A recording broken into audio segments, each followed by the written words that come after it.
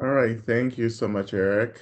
Um, and just to continue highlighting the book talk, this is Dr. Leslie Flatt's book, The Dharma of James Baldwin and Audre Lorde. Please go ahead and pick that up somewhere. It's really wonderful. Integration of Audre Lorde's work and James Baldwin's work together, and really like synthesizing it through some of these really basic early teachings of Buddhism. So we'll be in dialogue um, about the book on Wednesday. You can join online as well. If you're local, please join us at Caris. Caris is our really important feminist, queer, trans bookstore here in Atlanta as well. And Caris was the first place we did our Radical Dharma dialogue, which was um, 11 years ago now. So, so yeah, please check this out. Please get the book. It's wonderful. It's she, um, Rima is a scholar, professor. She is like the historian of like the Black Buddhist movement in the West here in America, I would say. So she really does a lot of her research is cataloging the development of Black Buddhism. Um, and if you graduated from Union recently, you've studied with her as well. She used to teach at Union, but now she is in Asheville, um, now working and teaching as well. Okay, anyway, please join us. It's going to be wonderful. And thank you, everyone. Welcome. Welcome to our Medicine Buddha practice. Welcome to those of you who are new. Happy Imbolc as well. For those of you who are practicing Imbolc and the honoring of Bridget. And Imbolc is the celebration, the observance of really the end of winter and the beginning of spring in kind of the Celtic kind of calendar. So we celebrated that on Saturday as well, which I forgot to say anything about it in our session.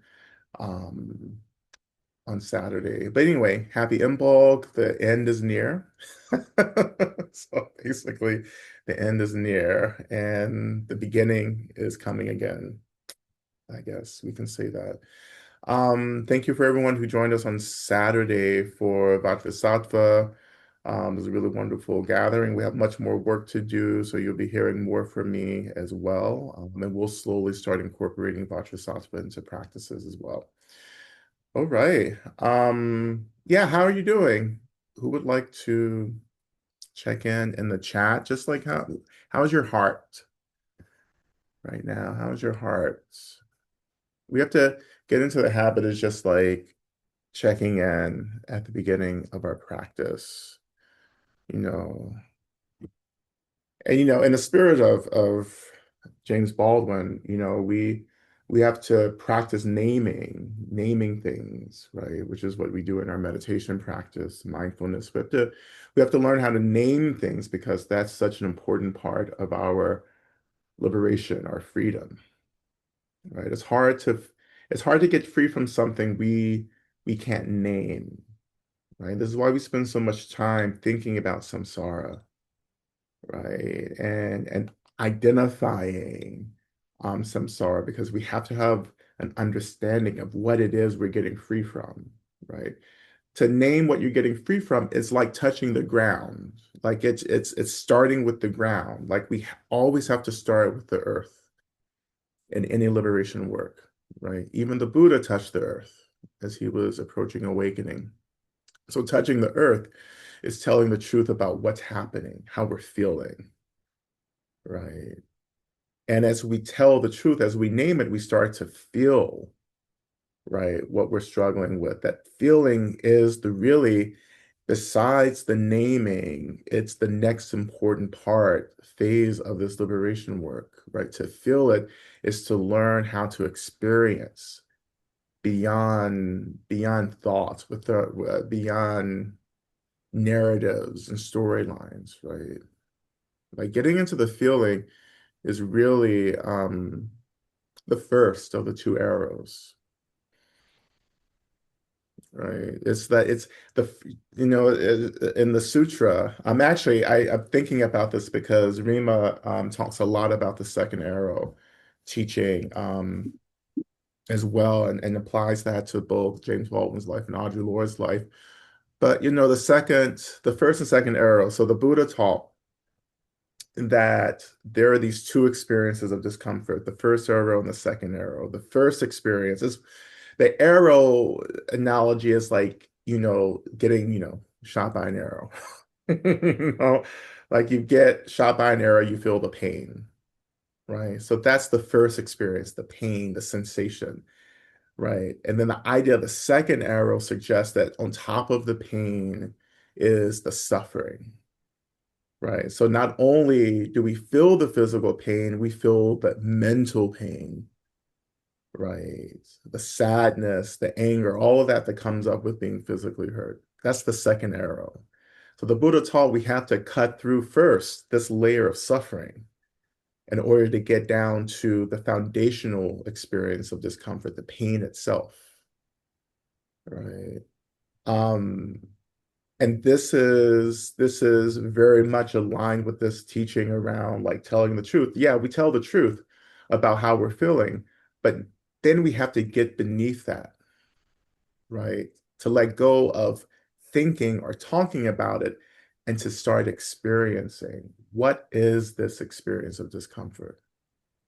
What is this felt experience? And in the feeling, we go deeper and deeper until we start getting into the experience of emptiness, right? You have to go through phenomena to get to the emptiness, right? It's the old Tootsie Roll Pop commercials, right? How many licks does it take to get to the center of a Tootsie Roll Pop, right? Which is highly erotic. And if you grew up in that era, if you grew up in the 70s and the 80s, if you were alive then, it was like highly erotic. How many licks does it take? That's been appropriated into many other, kinds of scenes as well, by the way. Right. But that's it. Like that's really the focus of the practice. How do we get to the center of things? How many licks does it take? Right? Right, to get to emptiness.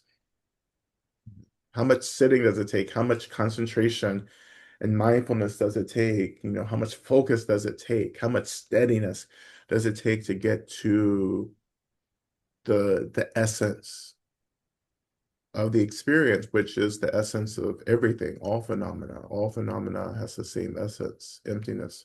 We talked about emptiness on Saturday. Um, and it makes me think that we may at some point explore a few texts on emptiness. Emptiness is something, it is a state, it is an experience. It's not something, it's very hard to talk about, it's hard to articulate, right? It's hard to sometimes even know that you are experiencing emptiness. It's very easy to get it wrong, right? And I see so many people, and I've met people, right, who think they have these experiences of emptiness, but they really don't, you know.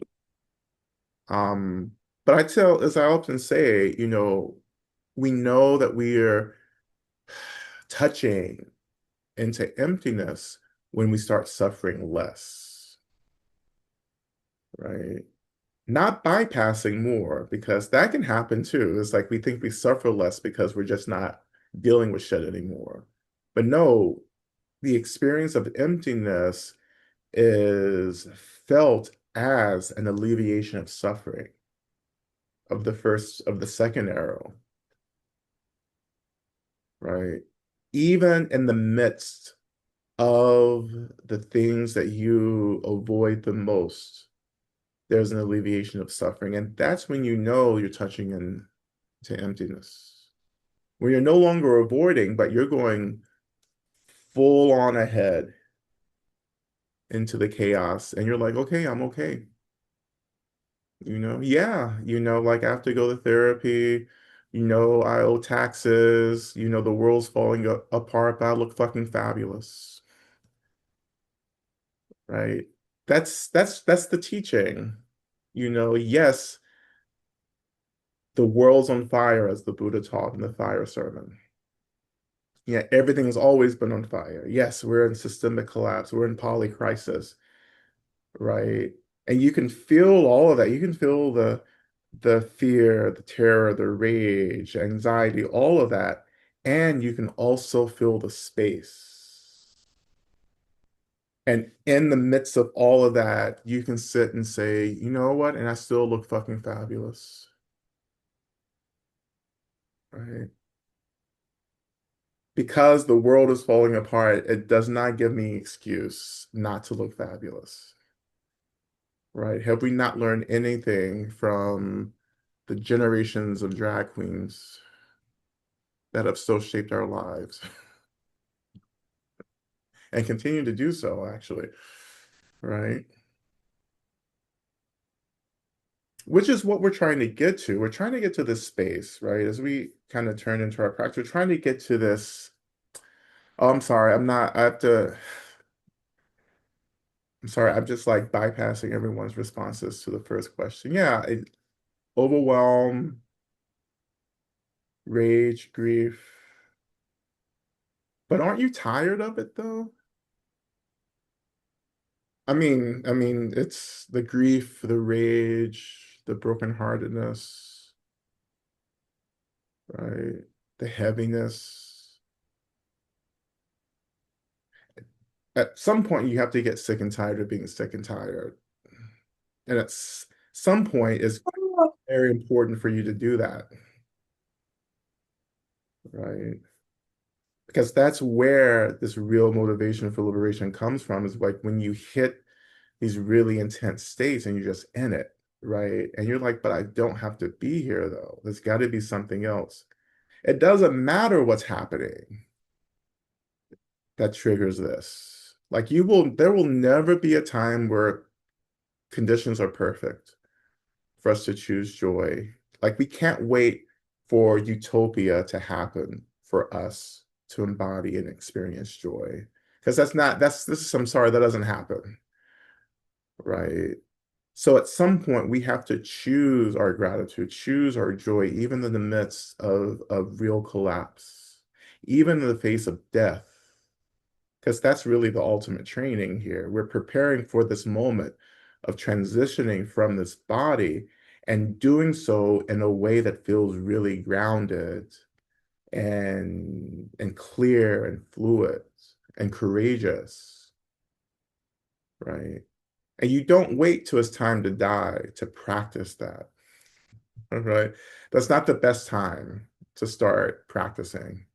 It's a lot happening, right? We start practicing joy in the midst of real suffering right now,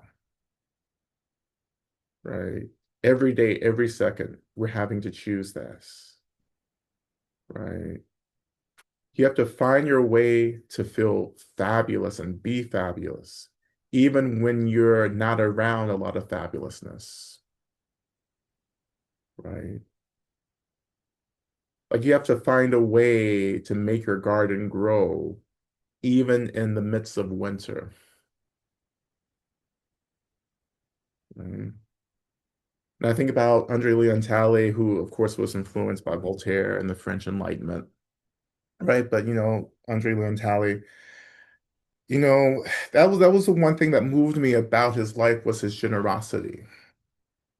That cultivate your garden, right? And offer the fruits, the harvest of your garden to all those you love, right? But you have to cultivate the garden first. You have to find your joy, your gratitude, you have to find a real sense of groundedness and stability, right? To begin to cultivate something that can be offered to others.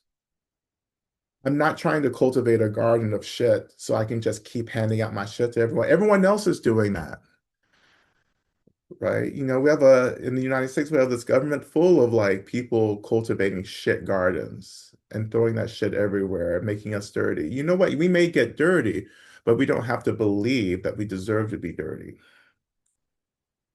right?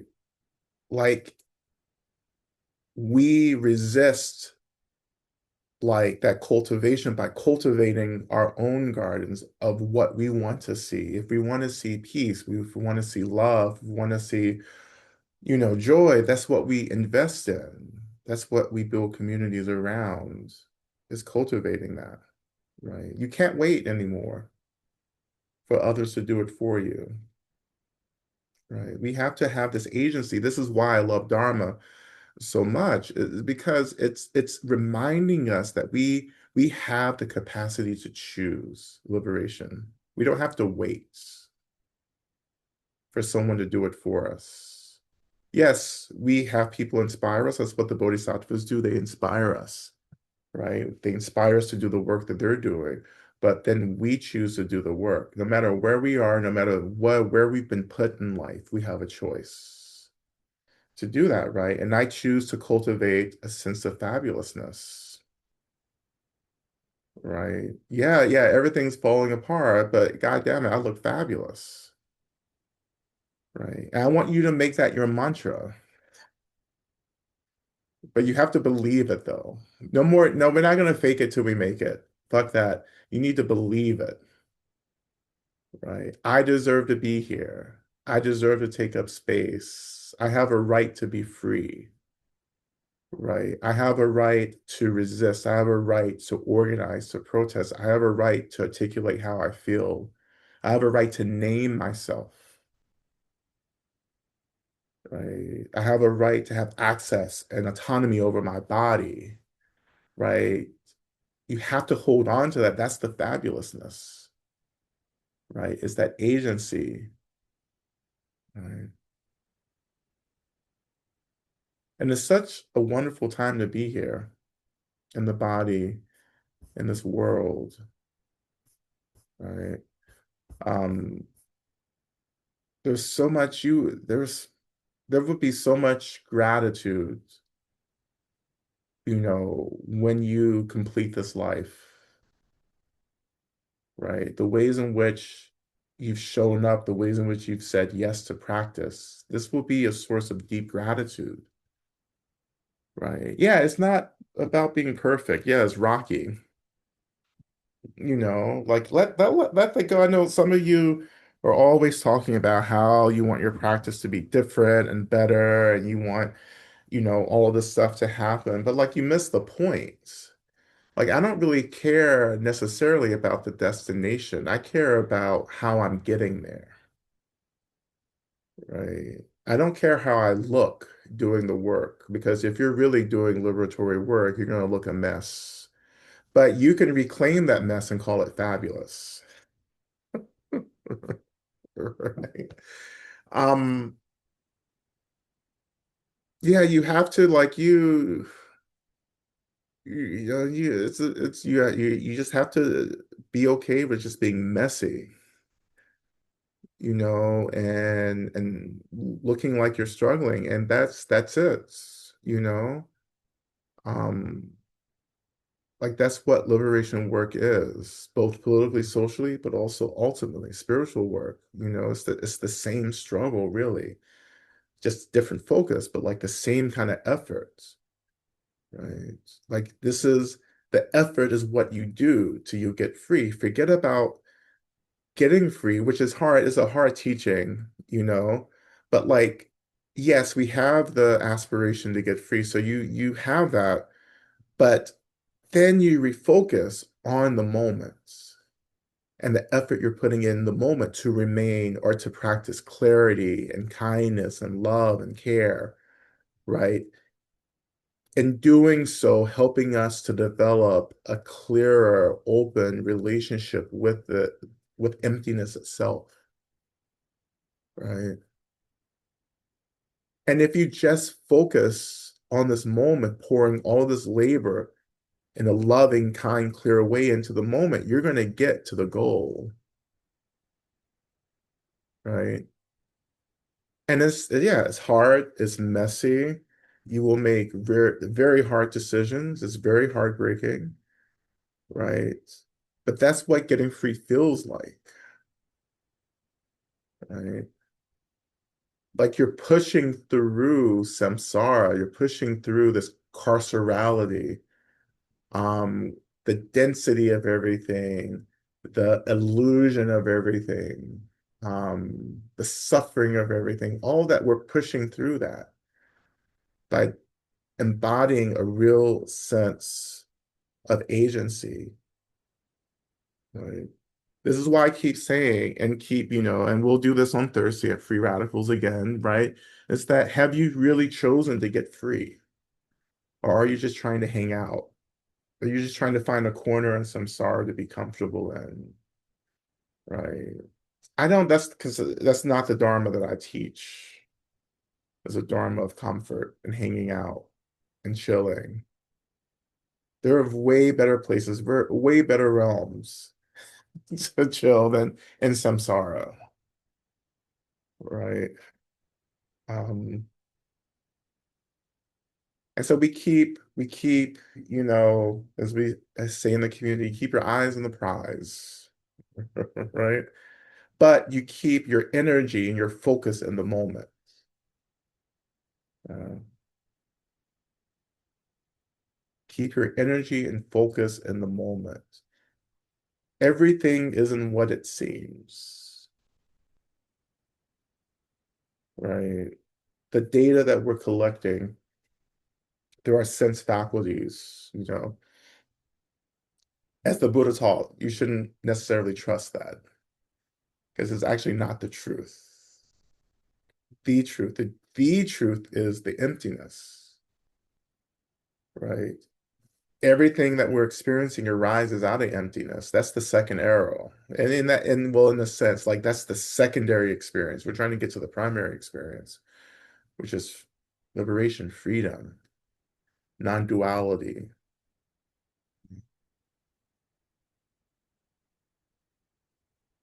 You know,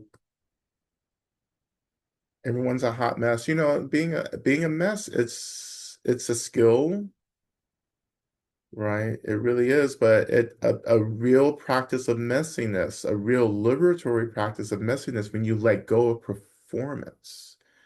performativity, and you start getting real, right? That's when shit changes, right? The realer you get, right?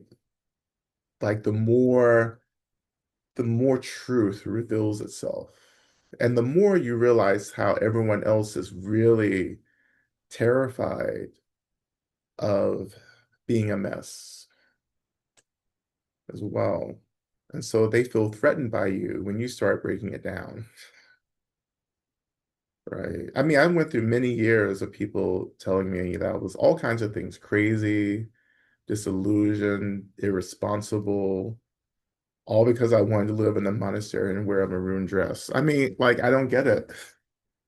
And shave my head and like take a new name and go into like a cloistered retreat. Like, I don't know where they were getting this whole cult accusation from. I really don't. Maybe you know. But then you survive it. You survive all the hard conversations, right?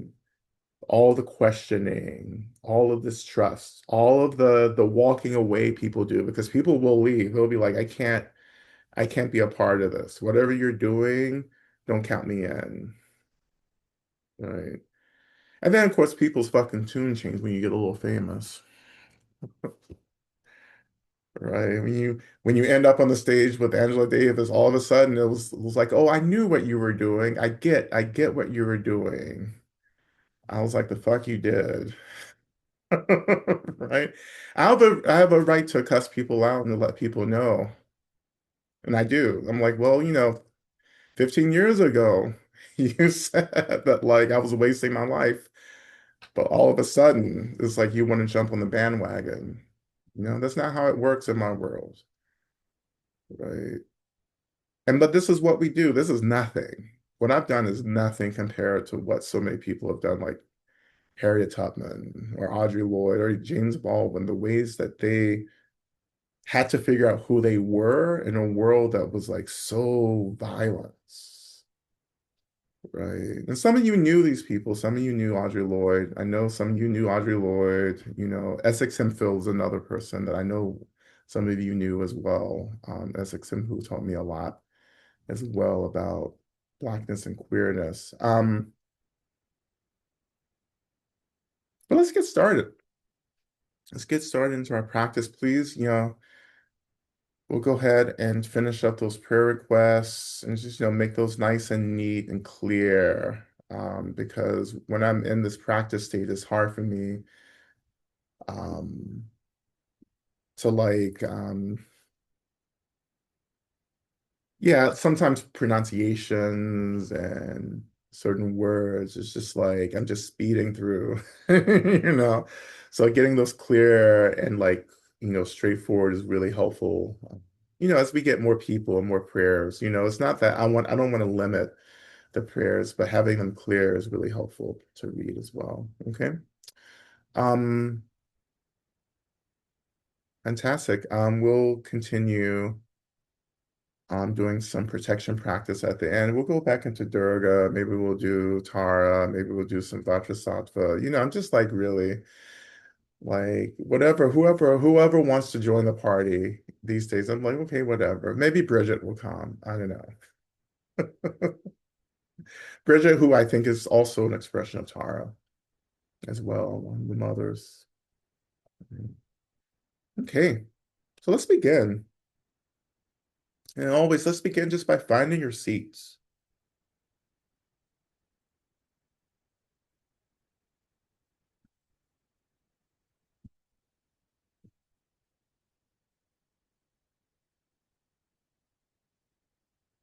And so we're finding, noticing the weight of our bodies, the seed rising to hold us.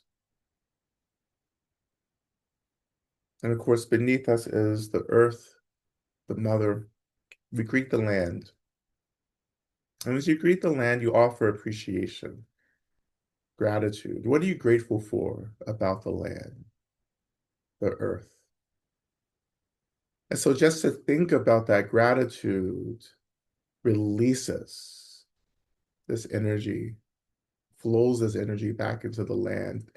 That flow creates a deeper kind of intimacy with the earth.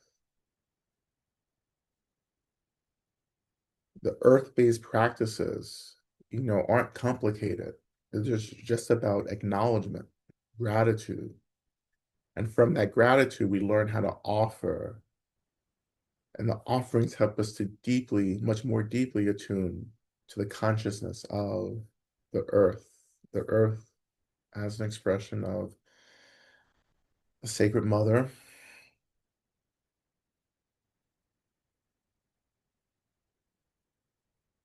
And so this is touching the earth.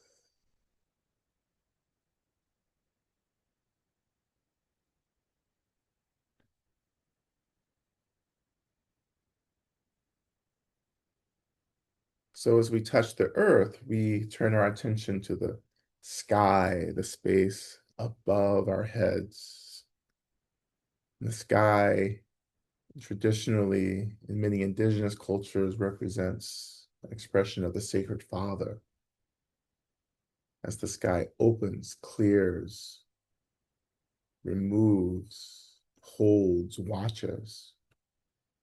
And this is the sacred duality of the earth and sky, mother and father.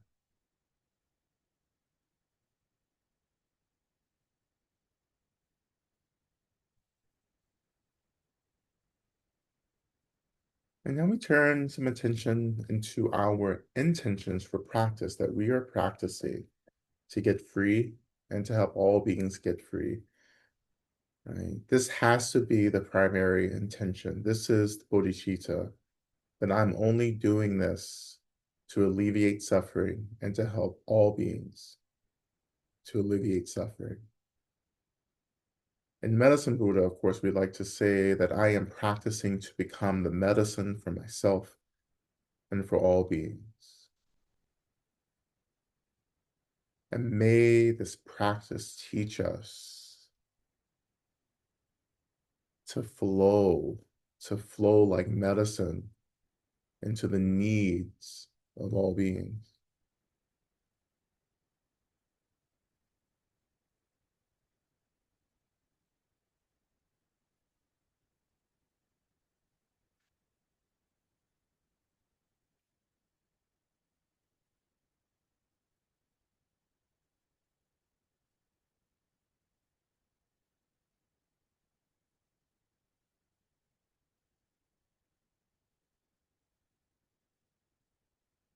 So as we continue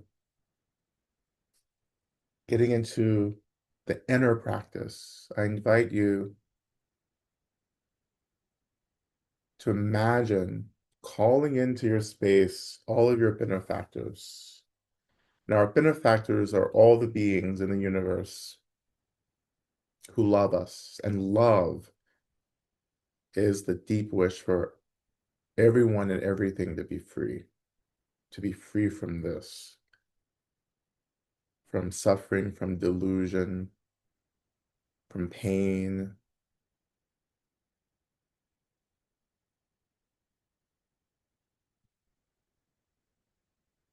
for all beings to remember what they are as expressions of this emptiness, space, and energy, as expressions of God, God as a state of complete liberation.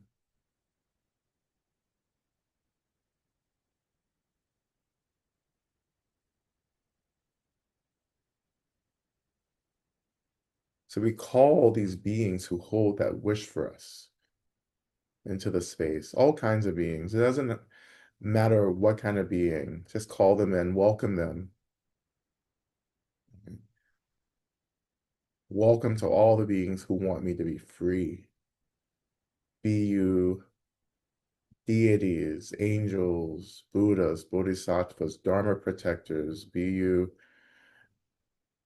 guardians, guides, elders, spirits, even embodied humans, we can call their spirit, their consciousness into our practice as well. And so feeling the gathering of these beings around us. And you can just feel this gathering. You can have a visualization. I would suggest doing whatever feels natural. Don't force anything. So in my practice now, it's not that I'm seeing anything in my mind. It's more so that I just feel it. Right? I feel the gathering of beings who love me. I feel the space around me becoming dense with their energetic presence. I feel a warmth awakening in my heart.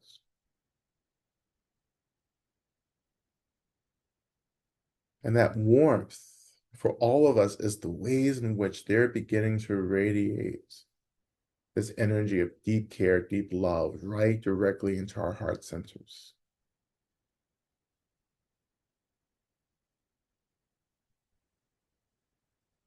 And if you listen closely, when I say listen, not necessarily with our ears or anything like that, but when I say listen, it's like feeling, an intuition,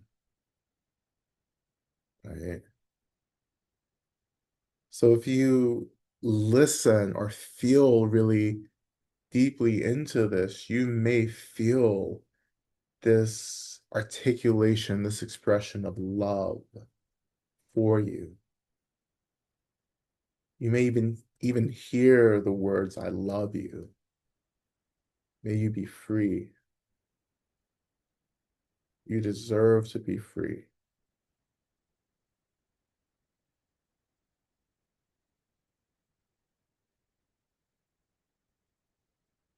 You are loved.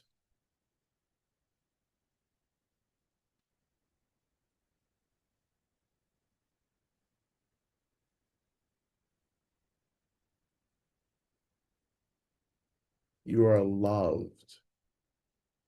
You are being held. You are being watched over.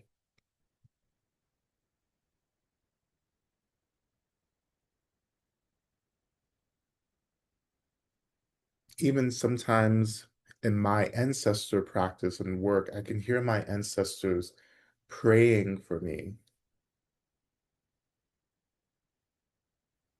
To hear someone praying for you, like we do every Monday in our session as we read the prayer requests, as you offer prayers for yourself, you can hear me pray for you. You can hear and feel the community online hold these prayers for you. That's what this awakening or this gathering of all of our benefactors can feel like. That there are countless beings loving us, praying for us, wanting us to get free.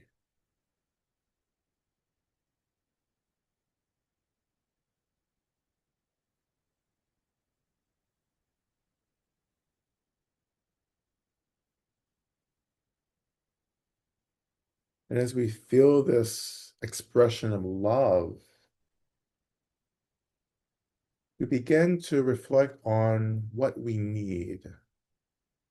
There's a lot of rage, brokenheartedness, a lot of disassociation as well, a lot of grief, despair, hopelessness, right? Think about where where the struggle is. And again, telling the truth as this first work of liberation. Where are you hurting?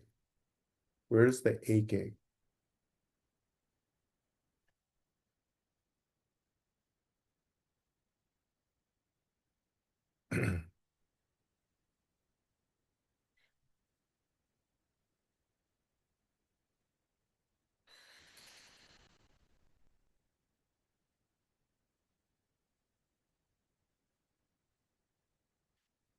And when you find that place, that experience of aching,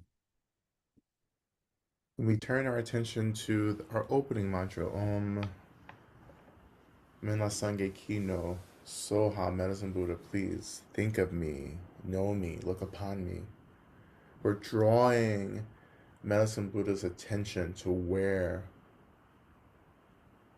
we're hurting. So we began by first chanting Om, then the mantra 3 times, then finishing with Om. And we begin.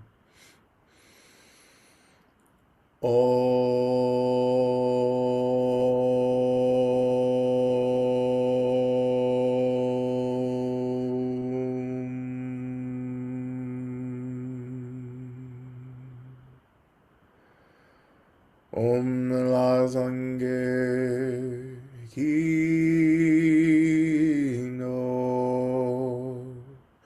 so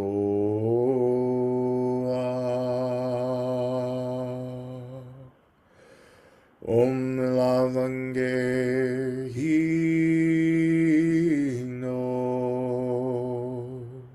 so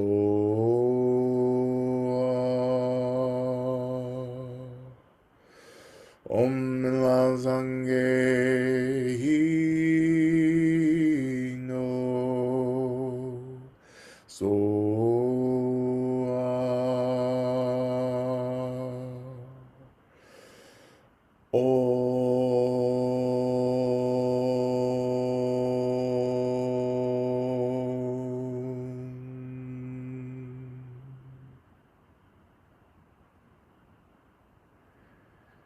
And just like that, Medicine Buddha awakens within the very heart and experience of our aching and the grief, the hopelessness, the rage, sadness, or the aloneness and isolation.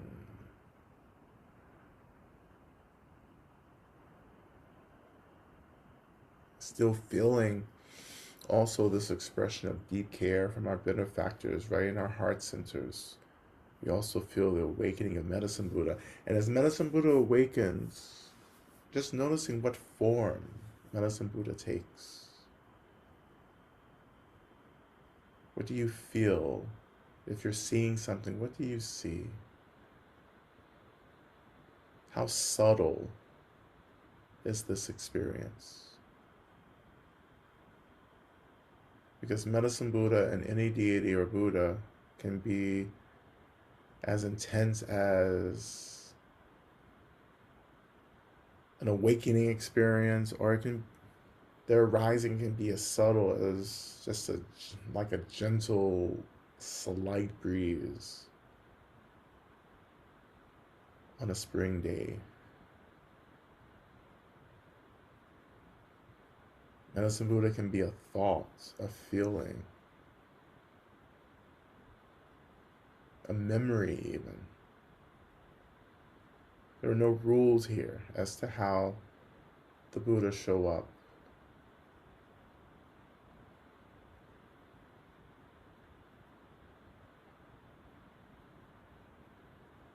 But as Medicine Buddha awakens within this aching, this experience of discomfort, we imagine that Medicine Buddha begins to become the medicine, to ease, to soothe, and to tend to this aching.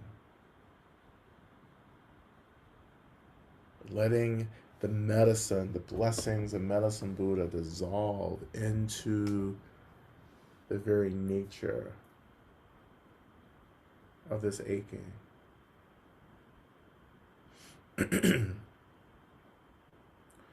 And so we turn our attention to the main mantra, Teya Tao, Begenze, Begenze, Maha Begenze, Rasa Sumongate Soha. Right? And like this, I pray for the end, the pain and suffering, and the root of pain and suffering. We dedicate the energy of this prayer, this practice, this devotion out to the liberation of all beings. But first, we pour this blessing into our own experience, letting the mantra as well as the blessings of Medicine Buddha become the medicine that we need in our aching in this moment. And may it be so. O Teyandam Begenze Begenze Ma Begenze Rasa Sumungate Soa Teyandam Begenze Begenze Ma Begenze Rasa Sumungate Soa Te anda begenze, begenze, ma begenze, rasa sumungate soha. Te anda begenze, begenze, ma begenze, rasa sumungate soha. Te anda begenze, begenze, ma begenze, rasa sumungate soha. Te anda begenze, begenze, ma begenze, rasa sumungate soha. Te anda begenze, begenze, ma begenze, rasa sumungate soha. Te anda begenze, begenze, ma begenze, rasa sumungate soha. Te anda begenze, begenze, ma begenze, rasa rasa sumu gate soha. Te anda begenze, begenze, ma begenze, rasa sumu gate soha.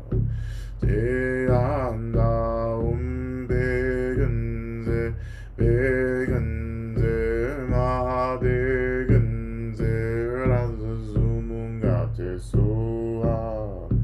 Te anda begenze, begenze, ma begenze, rasa sumu gate soha.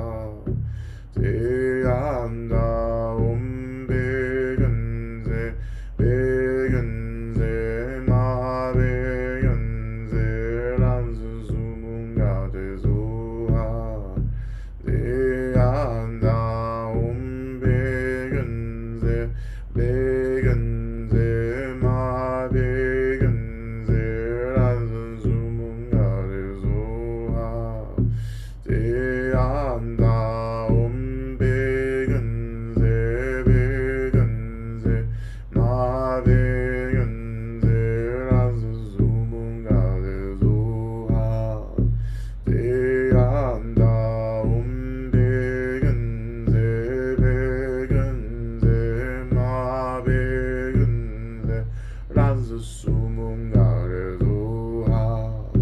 Te anda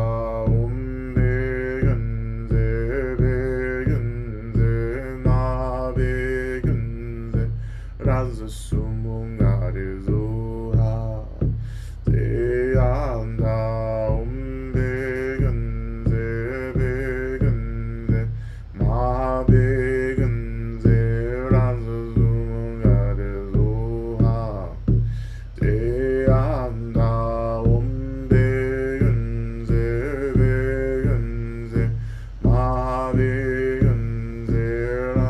sumu gate soha. Te anda begenze, begenze, ma begenze, rasa sumu gate soha. Te anda begenze, begenze, ma begenze, rasa sumu gate soha. Te anda begenze, begenze, ma begenze, rasa sumu gate soha. Te anda begenze, begenze, ma begenze, rasa sumu gate soha. Te anda begenze, begenze, ma begenze, rasa sumu gate soha. Te anda begenze, begenze, ma begenze, rasa sumu gate soha. Te anda begenze, begenze, ma begenze, rasa sumu gate soha. So just staying right where you are in your practice. So this medicine Buddha is becoming this medicine for your aching. In the next section, in the next part of our mantra, I invite you to imagine that your whole being starts becoming an expression of this medicine, that you actually turn into the medicine that medicine Buddha has been for you. And as we move into the second part of the chanting, just allowing yourself to imagine, to be curious about what it could feel like to become the medicine. Don't think about it, don't analyze it, just allow yourself to expand into being the medicine. And you may find that you're a very, very sweet medicine. You may find that you're a very bitter medicine. But guess what? The bitter medicine and the sweet medicine, there's a place for both. But just noticing, right? So we begin again. O te anda begenze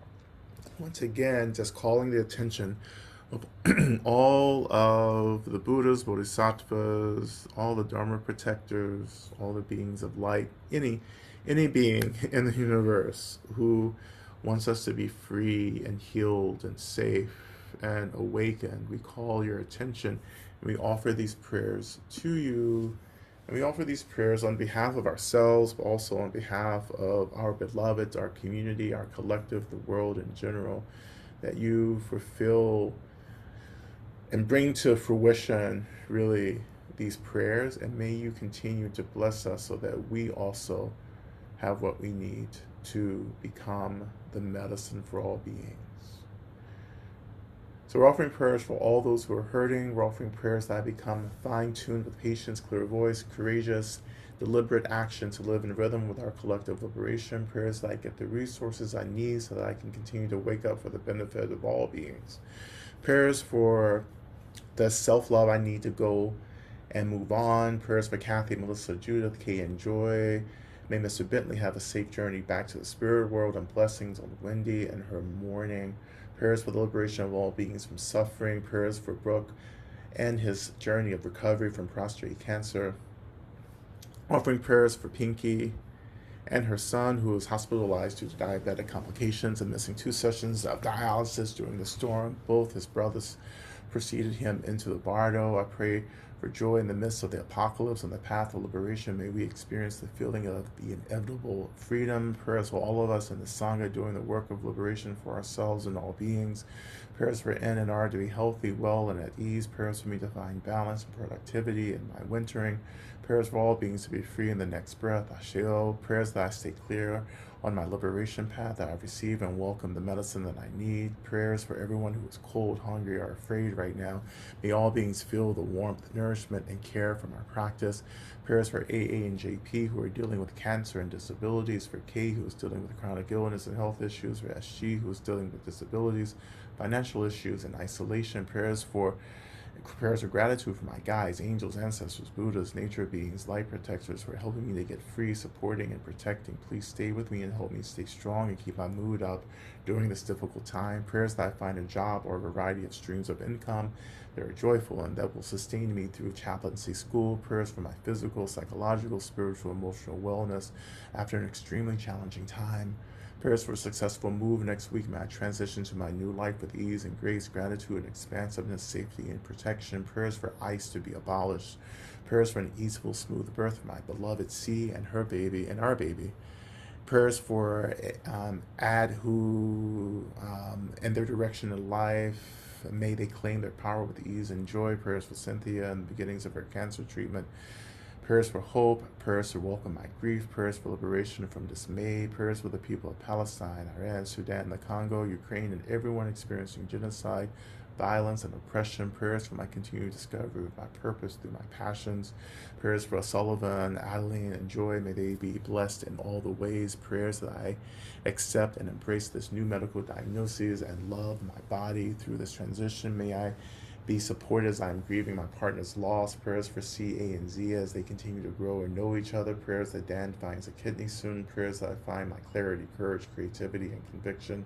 Prayers for my ability to relax. Prayers that Nick has the care she needs. Prayers for my community, that we may continue to nurture and strengthen our bonds throughout the coming time. Prayers for my mother Mary, that she may have what she needs in her elder years. Prayers for my trans kid and their partner and all beautiful trans people. Prayers to all those suffering, especially those feeling loss, depression, anger, and who are lacking support. May all beings remember who and what we are and be free. Prayers to everyone grieving. Prayers that I may find joy, gratitude, playfulness, and delight.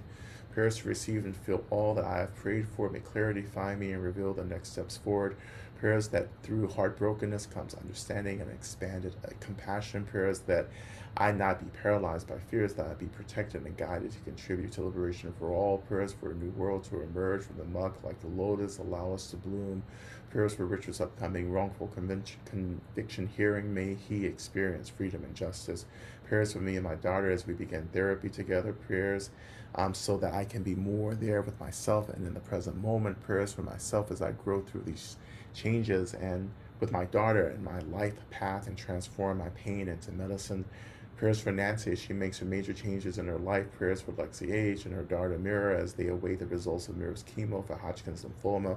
Prayers that it has worked and that she's in remission now. Prayers for CS and the passing of her stepmother, who was extremely difficult. Ongoing prayers for Ricky Joyner and his journey with brain cancer and his wife Diane as she cares for him. Prayers for Aviva to recover from recent illness. Prayers for myself, holding lots of anxiety around my own health issues and those of the people that I love. Prayers that I could actually rest. Prayers that I can feel the love of the ancestors and people here now. Prayers that I can settle down and do some much needed writing and stop procrastinating. Prayers for my 99-year-old mother as she reaches the end of this life. Prayers for safety for my trans son and his Latinx partner. Prayers for Karen as she begins chemo today for her breast cancer. Prayers of gratitude for not succumbing to hypothermia in the snow on Sunday, trying to do too much and understand and underestimate Mother Nature. She said, sit down, and I did. Thank you, Ma, for showing me my limitation. Ashe. Prayers of gratitude to Molly, the dog next door who lives outside. Humans, they've really gone above and beyond to make sure she's protected and warm as can be during our current snowfall. Ashe. Prayer for more strength and less exhaustion when power shields people from accountability. I pray for all social and personal injustices and for S. Prayers for Lizzie and her morning sickness. May she be held by the earth and may her sickness alleviate. Prayers for deep love. Prayers for Megan. May she be healed from her ongoing suffering. Prayers for Michelle. May she stay sober and find her way. For all the beings suffering from violence and oppression. Prayers for Tiga Colby. May his heart be healed and miracles take place in his battle against sickle cell disease, that he may have a long, fulfilling life free from chronic pain and illness. Asheo. Prayers for my yoga nidra teacher Michelle as she seeks a cure for her stage 4 ovarian cancer. May she have more time to spread the Dharma. Prayers that I may find somewhere to truly flourish in my gifts, flourishing so thoroughly that a sanctuary of love is created within me and the world and the hearts of others. Prayers that I may be a part of a warm, loving, consistent, and authentic community. Prayers for the health of my body. May all the cells of this beautiful physical manifestation in me be fruitful and full of energy to be able to serve this world. Prayers that my coaching practice may become a balanced practice and one that gives a loving, sweet, bitter, caring, liberation support to immigrants, LGBTQ plus community, BIPOC community, and all those who wish to be free. Dear Lord, my beloved, please give me protection and clarity.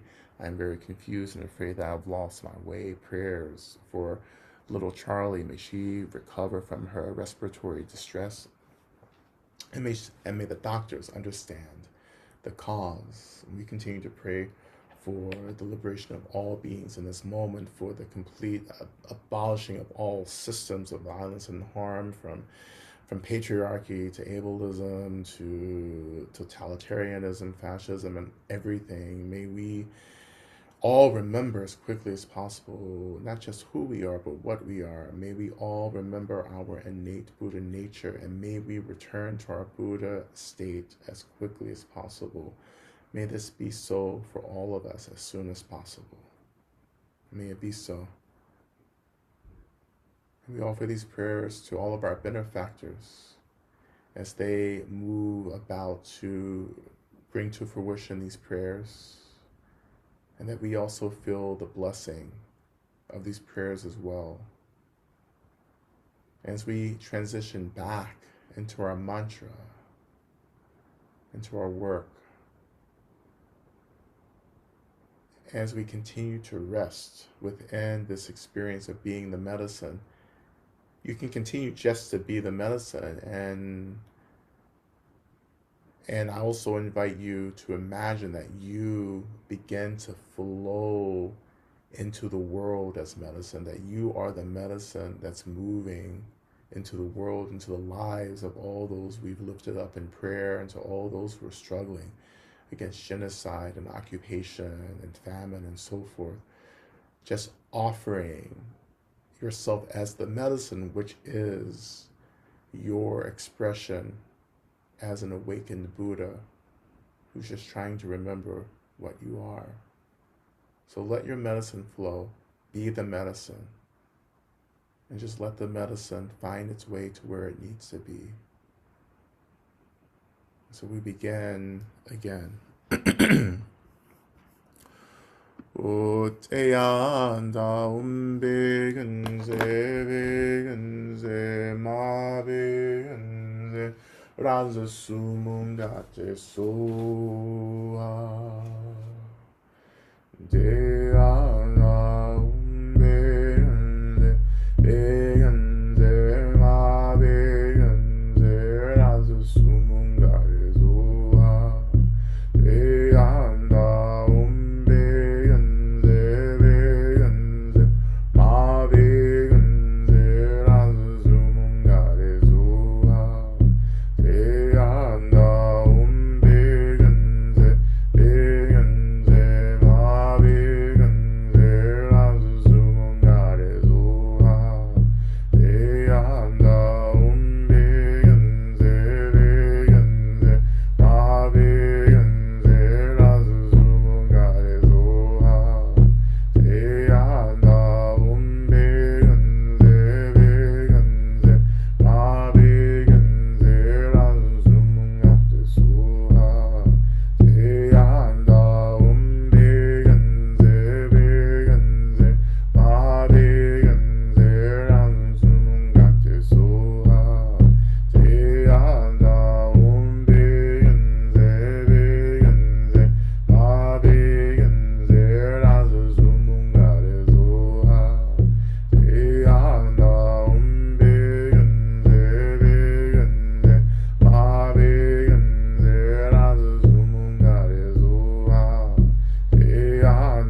umbeyanze, beyanze, ma beyanze, raza sumungate soa. De ana umbeyanze, beyanze, ma beyanze, raza sumungate soa.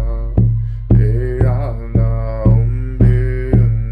umbeyanze, beyanze, ma beyanze, raza sumungate soa. De ana umbeyanze, beyanze, ma beyanze, raza sumungate soa. De ana umbeyanze, beyanze, ma beyanze, raza sumungate soa. De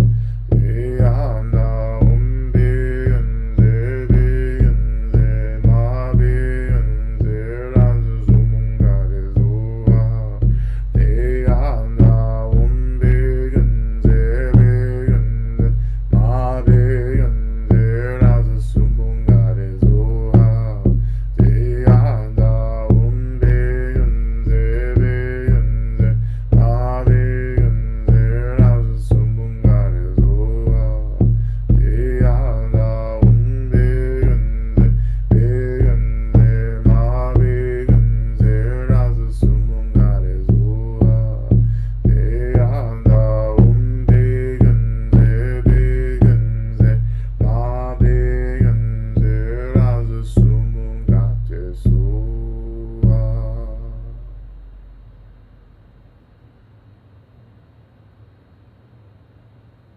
And so, still resting in this experience of being the medicine. And within this being the medicine, we awaken this aspiration, a prayer actually, for protection. So may we awaken to this protection. May we experience the protection that is inherent in our awakening as medicine.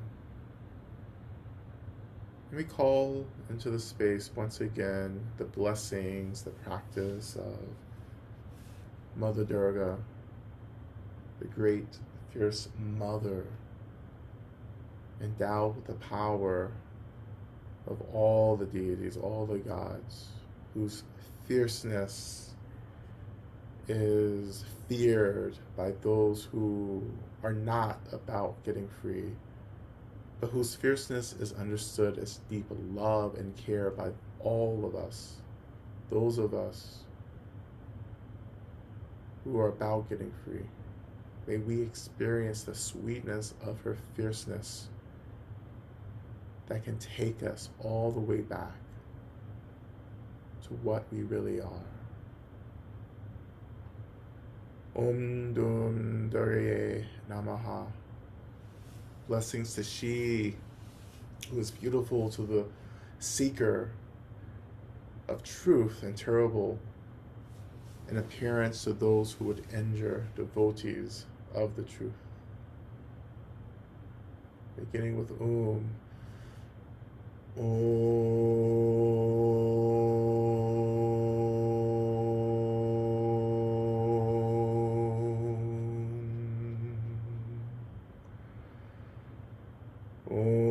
Dum Dagaye Namaha. Om Dum Dagaye Namaha. Om Dum Dagaye Namaha. Om Dum Dagaye Namaha. Om Dum Dagaye Namaha. Om Dum Dagaye Namaha. Om Dum Dagaye Namaha. Om Dum Dagaye Namaha. Om Dum Dagaye Namaha. Om Dum Dagaye Namaha. Om Dum Dagaye Namaha. Om Dum Dagaye Namaha. Om Dum Dagaye Namaha. Om Dum Dagaye Namaha. Om Dum Dagaye Namaha. Om Dum Dagaye Namaha. Om Dum Dagaye Namaha. Om Dum Dagaye Namaha.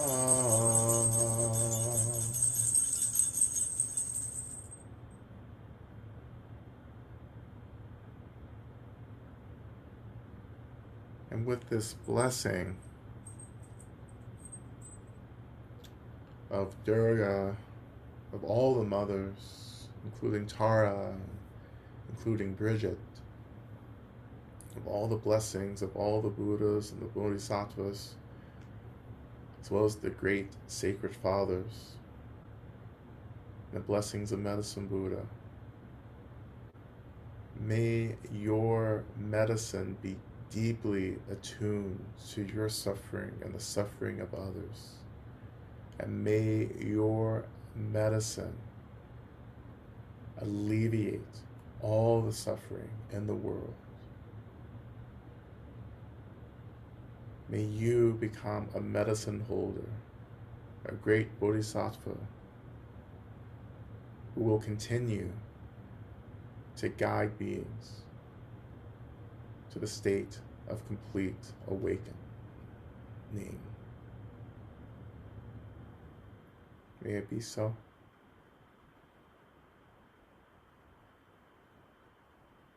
We release this final blessing to this world. May this world be free. May we all have what we need to navigate, to survive, and ultimately to thrive in this new world that has already been born, that has already awakened. And may we realize that as quickly as possible.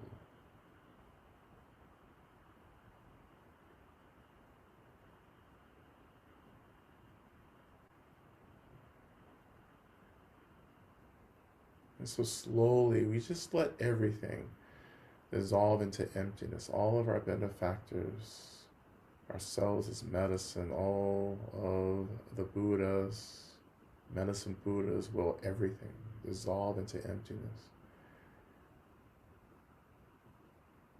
And in doing so, letting your mind, your awareness just be, without thinking, without narratives, daydreaming, any of that. Just let your mind rest. Let your awareness be.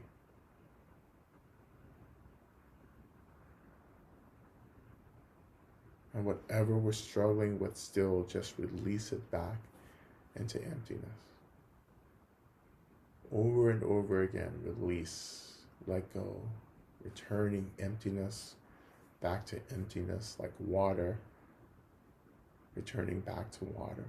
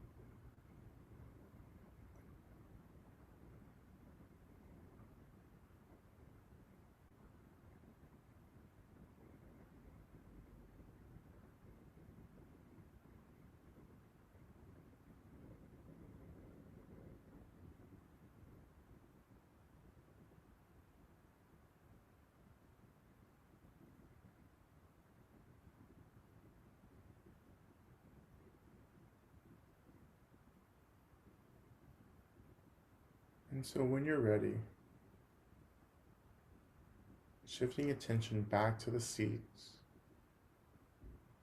and then the weight of your body, then the seat and your body meeting, allowing your body to slowly come back into focus,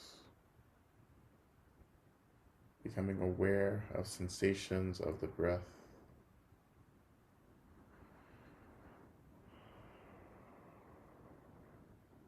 When this feels stable, beginning to reawaken your body through movements, a simple, slow movement. If your eyes are closed, slowly opening your eyes, adjusting to light again.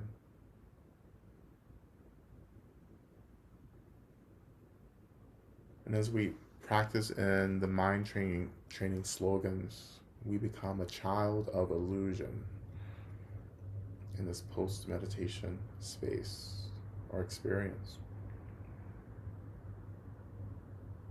So after you meditate, allowing some of this spaciousness, this openness, whatever awakened for you in your practice, allow it to linger. But don't hold on to it, don't grasp onto it, but just to let it be there. Let go of hopes and fears. Like if you had a really good meditation, let go of the fear of never having it again or the hope of having it again. Let go of both of those. That's the only way we can train to deepen the experience, is to let go the fixation and the agendas and just let it be. Right? To move through the world, yes, having hopes and agendas and goals, absolutely we can have that, but also having none at all is the space we're trying to find ourselves in. Right? Whatever happens, happens. And why can whatever happens, happen. Why are we letting that happen? Again, it goes back to what we were just discussing at the beginning of our session, which is, right, as if I can trust myself to invest in this moment, to show up to this moment with awareness, with care, with love, with a lot of spaciousness, then I don't have to worry about the next moment or the moments that are coming down the road, because I'm planting the seeds of a garden that will harvest in a way that will be deeply beneficial for me if you plant the seeds right now in the moment, right? I don't sit around and have all this anxiety about the future. Like, what can I do about the future, right? The future is the future, but what I can do is pay attention to the moment and do and work in the moments. I cultivate the seeds that I want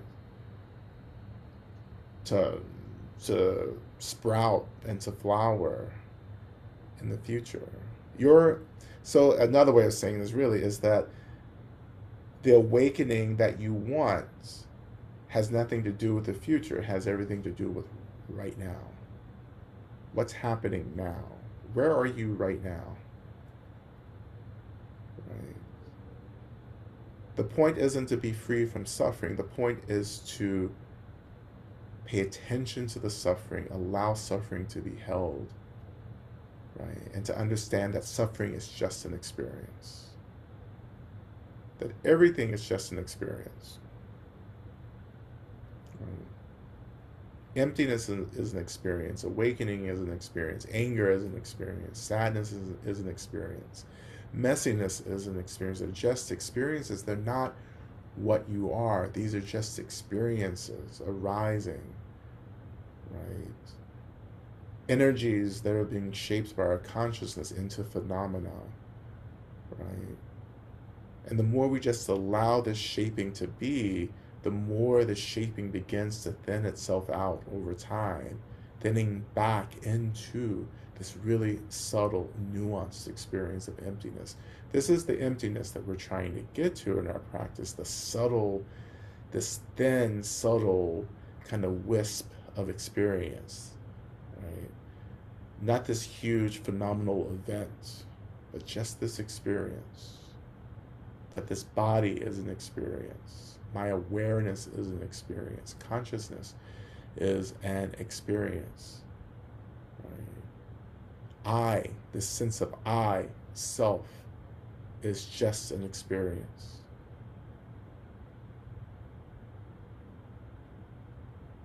All right? So we'll go ahead and I'll move into Shantideva's prayer, which we'll recite 3 times, and we'll conclude our session.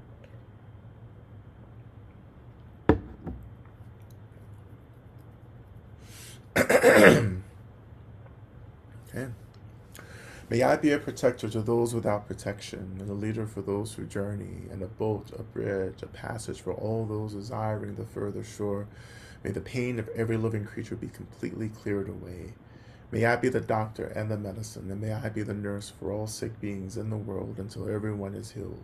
Just like space and the great elements such as earth, I always support the life of all the boundless creatures, and until they all pass away from pain, may I also be the source of life for all the realms of varied beings that reach unto the ends of space.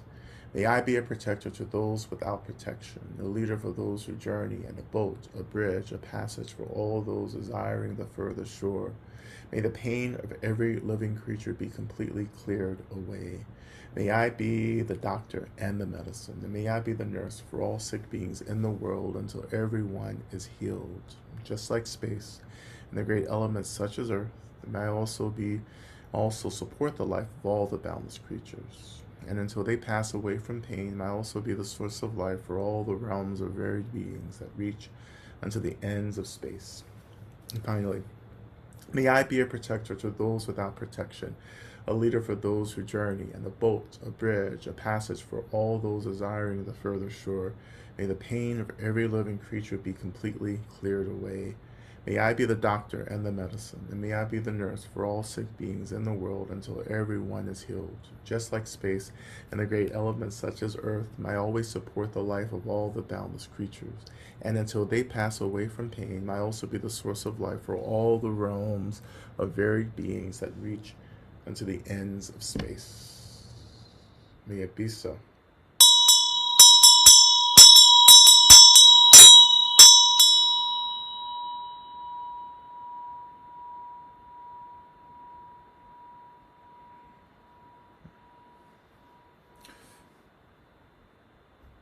All right.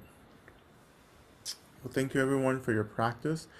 I'll have time for like maybe one or two questions. All right. Well, as those are maybe queuing up, I'll just go ahead and offer some final practical announcements. Thank you so much for being here and for sharing your healing presence. Thank you so much, Lama Rod, for this beautiful practice. If this offering supports your liberation, please donate to help sustain Lama Rod's healing activities in the world. Every contribution makes a tremendous difference. Yeah, your generosity really matters. So thank you. And the Medicine Buddha Quick Links document, as always, tons of info. All right. Miss Sharon, what's up? Let me go ahead and make sure you can unmute. All right, you should be able to unmute yourself. Greetings, Lama Rod and Sangha. My during my meditation, I flashed on the shamanic scene from the movie Sinners, Oh yeah, tell me all and about uh, and I've been doing a lot of work around that movie. it. Uh-huh. It's been a great teaching Mhm. experience for me, and I just wanted to bring that up in space and see if you had comments, Lama Rod. Yeah, well, this is ancestral memory. That's all it is. It's just like you're just like me. It's remembering, right? You know, when I first saw, I saw Sinners three times in the theater. Like I've never even seen a movie twice in the theater, let alone three times. But the first time I saw it, I was in tears at the end, and I was like, "What's going on?" It was like, "Oh, remembrance." Like this is what was taken away, right? And this is also the gratitude that I experienced because I've been working hard to reclaim that. And the movie just validated all of this. You know, it's like the movie was like, oh, you're doing exactly what you need to be doing to remember what your ancestors did and to reclaim their medicine and their magic and how important it is for us to do that. This is why this is an age of re-indigeneity. This is why so many of you are having a lot of experiences because you're trying to figure out who your people were before you were white or before we were black or Latinx, right? Before these systems, who were our ancestors?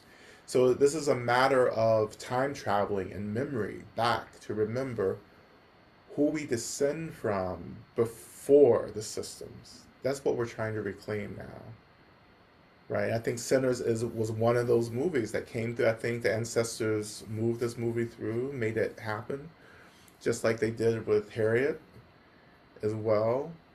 You know, like the spirits are very strong right now in getting our attention, especially in media, because that's where we are. We're in media, pop culture, social media. So they're working skillfully, you know. So yeah, so just remembrance. Yeah, Um, it's a powerful healing and teaching experience, and I'm so grateful that it's available in the world. I can't believe it was, yeah, I can't believe that it happened. I mean, it's just like, it's subversive as hell. Well, and it gives me so much hope for the young people, that young artists are tapping into that ancestral wisdom. So thank you. Yeah, absolutely. There was a question in the chat that I noticed a couple of times. Mm-hmm. Is that can you share the difference Yeah. between Medicine Buddha and grief work practices? Yeah, so the difference between medicine Buddha and grief work practice, the difference is, well, there are different levels, I think, of ways to talk about this. I mean, ultimately, there's no difference because grief work ultimately is remembering the nature of grief, right? And my grief work practices, right, it's trying to get us back into the essence, like into the emptiness itself, right? But we have to allow grief to have its way, right? It's not about controlling grief, it's not about managing grief, but it's about tending. The tending is just allowing the grief to lead us, to allow the broken heart to lead us, because it's always going to lead us to the liberation, right? But we don't get that because we're always resisting discomfort in general, not just grief, but all discomfort. We always resist it. But in fact, grief or in discomfort in general is trying to take us back to its essence, which is Mahamudra. You know, and so with grief work practices, you will soon be receiving information about another program. So we're doing a 9 month grief work program, and you wonder where we get the time from. Time is just an illusion. And you'll get information the next week. We're going to start in March, but we're going to do a 9 month journey through grief, incorporating all the past 4 years of grief work into one study and practice. And we're going to be introducing some new rituals and ceremonies around grief, rooted in kind of like my ancestry, rooted in like Ghanaian and Burkina Faso, like the regions where my kind of older ancestors are rooted in. So I'm reclaiming some of that, a lot of that actually, a lot of that work, and pairing it and putting it into conversation with everything that we do, Dharma and indigenous practices, shamanic practices, herbalism.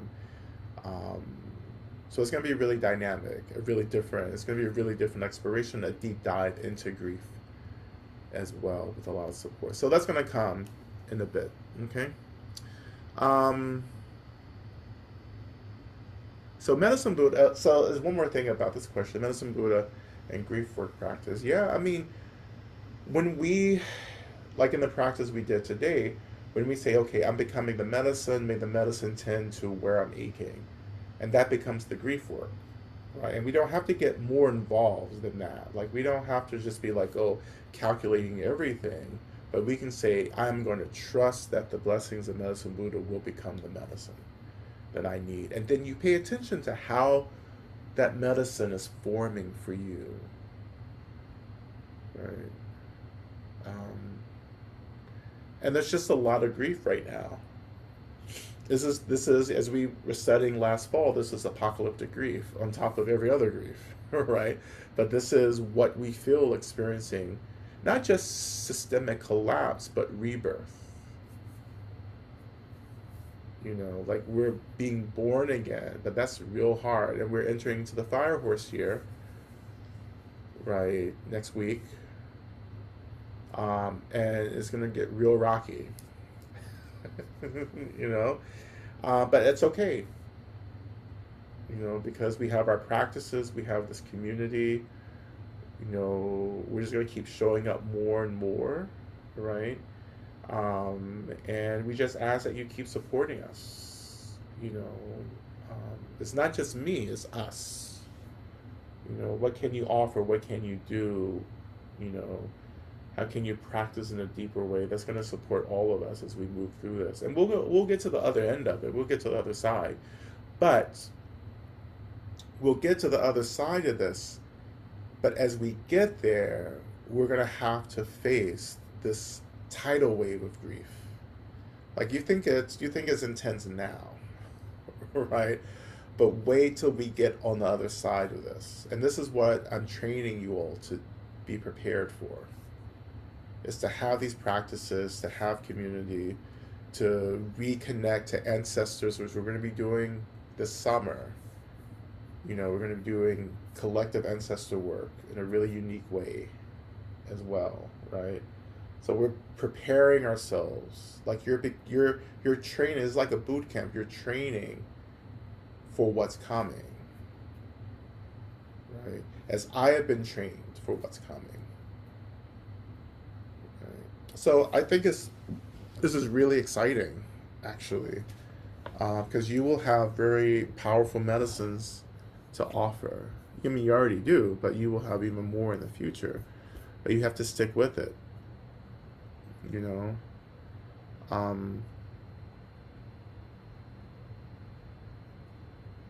all right, I think that's it.